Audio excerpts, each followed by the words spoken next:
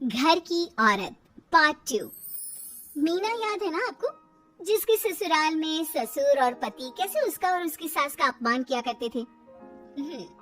वैसे तो मीना को नौकरी की इजाजत मिल गई थी, लेकिन मीना ये क्या है? खाना अभी तक नहीं बना। कब से मैं यहाँ बैठा हूँ कि नाश्ता कर लूं। बस 2 मिनट, वो ऑफिस की एक ईमेल करनी है। तभी ससुर जी आ जाते हैं। मैंने कहता था जिस दिन ये फीमेल ईमेल करने लगेगी घर नहीं चलने वाला। तभी सास हाथ में नाश्ते की प्लेट ले आती है। ये लो, सभी उपमा खाओ। गर्मा गर्म स्वादिष्ट उपमा देखकर वाह माँ जी, 2 मिनट में ये कमाल, क्या बात है। वो आता है ना रेडी टू ईट वाला पैकेट, वही बनाया है। स्वाद बता बहू कैसा है। कल तक जो बीवी पति के नाम से ही कांपती थी, बहू के आ जाने के बाद कैसे उड़ रही है, ये देखकर ससुर जी को आ जाता है गुस्सा। हाँ, पैसे तो पेड़ पर उगते हैं ना, या तेरा बाप दे जा रहा है जो बैठे बैठे पैसे खर्च कर रही है। अरे जरा शरीर चला लिया कर, वरना पता है ना जब मेरा हाथ पड़ेगा तो कैसे काम करती है तू। बहू बेटे के सामने खुद का अपमान सास बर्दाश्त नहीं कर पाती और रोती हुई कमरे में चली जाती है। क्या पापा, क्या जरूरत थी माँ से ऐसे बात करने की?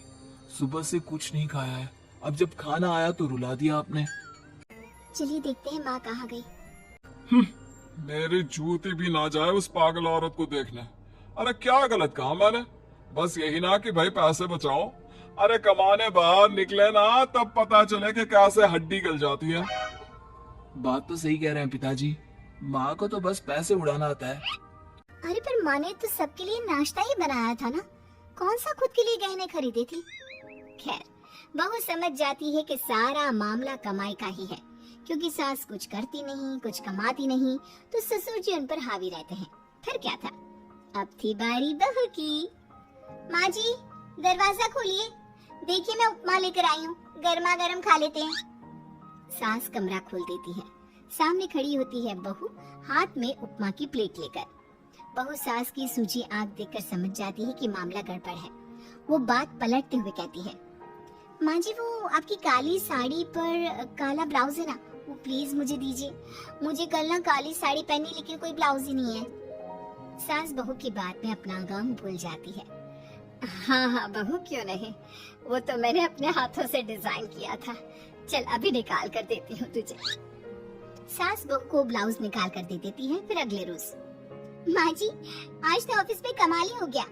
पता है क्या, सारी सहेलियों ने घेर लिया, पूछ रही थी ब्लाउज कहाँ से खरीदा। मैंने भी बोल दिया मेरी सास ने सिलाया, वो भी खुद डिजाइन करके। ये तो वही बात हो गई कि झोला छाप डॉक्टर की दवाई काम कर गई। अरे बहू ये तो बस ऐसे ही बना दिया था। लेकिन माँ जी आपको पता है, ये देखिए 2 लोगों ने तो मुझे कपड़ा भी दे दिया और नाम भी, सेम टू सेम डिजाइन का ब्लाउज बना दो, और बदले में ये 2000 रुपए। हाथ में 2000 देखकर सास की तो आंखें फटी की फटी रह जाती है। अरे बहू ये तो कमाल ही कर दिया, ये काम तो मैं कल तेरे ऑफिस जाने से पहले ही खत्म कर दूंगी। सच्ची माँ जी, कैसे इतनी जल्दी? अरे बहू वो बस नाप है ना, उसी के आकार का काट काट कर डिजाइन ही तो देना है। ये तो मेरे बाएं हाथ का खेल है। अगले रोज बहू ऑफिस जाती है और फिर शाम को 2 ब्लाउज ले आती है। अरे बहू क्या बात है, लेकिन इसके डिजाइन। बहू फोन में सास को डिजाइन दिखाती है। अरे ये तो बच्चों वाला डिजाइन है, रख अभी थोड़ी देर में ही दे देती हूँ। सास बहू को कपड़े सिल कर देती और बहू सास को रुपए।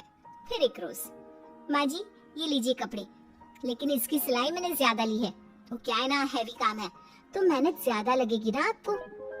अरे रहने देते बहू, मैंने कौन सी बुटीक खोली है। बहू को सास की बात में दम लगता है और वो कुछ सोचती हुई निकल जाती है। वो कमरे में बैठी होती है कि उसके ससुर की जोर जोर से चिल्लाने की आवाज आती है। फिर फिजूल खर्ची। अरे तुम्हारे जैसी बेकार नाकाम काज करने वाली औरत कब पैसे की कीमत समझेगी? क्या जरूरत थी ये मशीन खरीदने की? अरे वो मैंने EMI में ली है, आपको पता है ना कपड़े सिलने का कितना शौक है मुझे। हाँ तो क्या दर्जी बनोगी? लोगों को पकड़ पकड़ कर नाप लोगी? अरे कुछ तो शर्म करो। तभी बहू आ जाती है, उसके हाथ में चाबी होती है। माँ जी ये चाबी, मैंने चौराहे में आपके लिए बुटीक खुला है, पैसा लोन से लिया है तो काम करके आप चुका देना। और हाँ माँ जी, कल उद्घाटन है तो 11 बजे दुकान में पहुंच जाना, पूजा में आपको ही बैठना है। ये सुनकर ससुर जी आग बबूला हो जाते हैं। कहीं नहीं जाएगी ये, इस घर की औरतें बाहर नहीं निकलती। तू तो इंजीनियर है इसलिए तुझे इजाजत दे दी, लेकिन ये तेरी सास 4 अक्षर नहीं आते इसको। अरे रहने दे, क्यों पैसा बर्बाद करवा रही है। सास को डांटने की आदत ससुर जी को जो लग चुकी थी, सास बहू की ओर देखती है। तो माँ जी कल वक्त से तैयार रहना। ससुर जी आप ही तो माँ जी को कहते थे ना उन्हें पैसे की कदर नहीं है, तो अब वो खुद ही कमाने जा रही है। अरे और क्या पापा, देखिए मीना ने कितना अच्छा बुटीक खुला है माँ के लिए। अरे रहने दो, ये कुछ नहीं कर पाएगी, गवार कही की। ससुर की रजामंदी ना होने के बाद भी सास काम करती है, लेकिन ससुर भी ससुर होता है। एक रोज सास देर से घर आती है। कहाँ घूम रही थी? या कोई वक्त है घर आने का? घर का ठेका क्या आप मर्द लेंगे? अब लगोगी रसोई में, क्योंकि तुम्हारी बहू रानी भी नहीं आई अभी तक। पापा आज बाहर से ही मंगवा लेते हैं। आज बहुत ज्यादा काम था, किसी की शादी का पूरा कपड़ा सिलना था। कल उन लोगों की ट्रेन थी, खुद बैठकर काम करवा कर गए हैं। बहू ये पैसे हैं आज के गल्ले के, जरा संभाल ले। ससुर देख रहा होता है कि कैसे कल तक जिस औरत को वो बुरा भला कहकर डरा कर रखता था, वो आज उससे ज्यादा कमा रही है। देखते हैं कितना दिन कमाती है।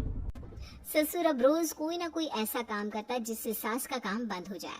फिर एक दिन, हे भगवान 10 बज गया, बुटीक खोलने का वक्त हो गया है, लेकिन ये मेरी साड़ी, इस पर ये क्या गिर गया, पता नहीं किसने क्या डाल दिया, अब क्या करूं। सास दोबारा अलमारी से दूसरी साड़ी निकालती है, फिर उसे प्रेस करती है और किसी तरह बुटीक पहुंचती है जहां पहले से ही कस्टमर खड़े होते हैं। अरे क्या हो गया? लगता है काम चल गया तो मैडम के भाव बढ़ गए। पता है इस धूप में पिछले आधे घंटे से खड़े हैं, पता होता तो वो बगल वाली शॉप में ही दे देते। अरे अरे माफ करिएगा, वो क्या हुआ ना, तैयार होकर निकल ही रही थी कि साड़ी में सॉस गिर गया, दोबारा साड़ी चेंज की तो आप आई। ठीक है, लेकिन अब आ गई है तो जरा जल्दी से कपड़े दे दो, हमें जाना है। सास को कस्टमर की बात बुरी लगती है, लेकिन क्या करती, वो जल्दी से सभी को सारा सामान देकर विदा करती है। सारा दिन काम करती है। वो निकल ही रही थी कि एक कस्टमर आती है। जी वो मेरी साड़ी है ना शादी की, उसका लहंगा बनवाना है। हाँ क्यों नहीं, बनवा लो। शादी की साड़ी के साथ इमोशंस जुड़े होते हैं। बिल्कुल सही बोला आपने, परसों मेरी शादी की सालगिरह है तो जरा बना देना। अरे नहीं, इतनी जल्दी कहाँ तैयार होता है शादी का लहंगा, कम से कम 4 दिन तो। देखिए आप 2 दिनों में जितना कमाती है ना, वो मैं आपको 1 दिन में दे दूंगी। बस मेरी ये शादी की साड़ी का लहंगा बना दीजिए। सास को भी अब पैसे की लालच आ जाती है। वो सोचती है कि वैसे भी कोई अर्जेंट काम नहीं है तो वो मैनेज कर लेगी। अब ठीक है, नाप दे दीजिए। औरत नाप देकर वहाँ से चली जाती है। सास सोचती है कि घर जाकर रात में काम करेगी। ये सोचकर वो उस औरत की शादी की साड़ी घर ले आती है। वाह, अब काम घर पर भी ले आ रही हो। हाँ लेकिन घबराइए नहीं, घर के काम में कोई असर नहीं होगा। सास घर का काम करती है, बहू के साथ खाना बनाती है, खिलाती है, और फिर क्या बात है सासू माँ, बड़ी जल्दी जल्दी काम कर रही हैं आज। सास बहू को सारी बात बताती है। क्यों माँ जी, इतनी भी क्या मेहनत करना। अरे बात सिर्फ पैसे की नहीं है, बल्कि उस बेचारी औरत की इमोशंस की भी थी। ये उसकी शादी की साड़ी है ना। ससुर पास खड़ा सब सुन रहा था। अब देखो, बहुत काम करने का शौक है ना, कैसे भरे बाजार तुम्हारी दुकान खुद तुम बंद करोगी। जब सास पूरी रात काम करके सुबह लेटती है, मौका देखकर ससुर कैंची से साड़ी को काट देता है।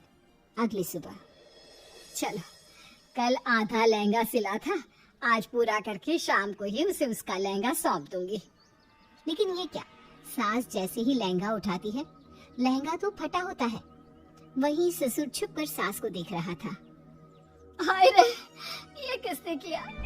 ससुर छुप कर हंस रहा था। बहू देख लेती है और ससुर के पास जाती है। पिताजी, आपसे ऐसी छोटी हरकत की उम्मीद नहीं थी। आप खुद ही दुकान बंद करेगी। ससुर वहां से चला जाता है। सास भी वहां आ जाती है। वो समझ जाती है कि उसके पति ने ही साड़ी पर कैंची चलाई है। लेकिन फिर शाम को, जी वो मेरा लहंगा तैयार हो गया? हाँ जी, मैं तो कहती हूँ कि आप एक बार लहंगा पहन कर भी देख ले। औरत लहंगा पहन कर आती है और खूब खुश हो जाती है। अरे ये लहंगा है ना अंकल जी कमाल का, आंटी जी ने बनाया है, बिल्कुल लेटेस्ट डिजाइन। औरत सास को ढेर सारे पैसे देकर चली जाती है। लेकिन मैंने तो ये औरतों का फैशन है, कहीं से सिल दो या कहीं से काट दो, फैशन ही होता है। चलिए शाम का खाना मेरी तरफ से, आज आपका जन्मदिन है ना, रिटर्न गिफ्ट तो बनता ही है।